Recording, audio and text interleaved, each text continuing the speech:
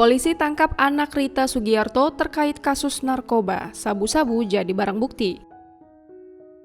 Kabar tak sedap datang dari pedangdut Rita Sugiarto, yakni putranya yang bernama Raffi Zimah ditangkap polisi. Raffi Zimah, putra Rita Sugiarto dari pernikahannya dengan Jaki Zimah, ditangkap polisi.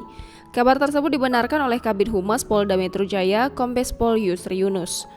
Namun Yusri tak mau bicara banyak mengenai penangkapan Raffi Zimah, putra Rita Sugiarto, karena akan diumbar dalam giat rilis penangkapan tersebut.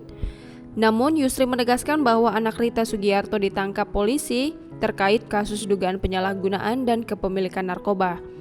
Lebih lanjut, Yusri Yunus menegaskan bahwa Polda Metro Jaya akan melakukan giat rilis penangkapan putra Rita Sugiarto pada Selasa 18 Mei 2021. Hingga berita ini diturunkan, tim Warta Kota masih berusaha menghubungi Rita Sugiarto guna mengkonfirmasi penangkapan putranya, Raffi Zimah.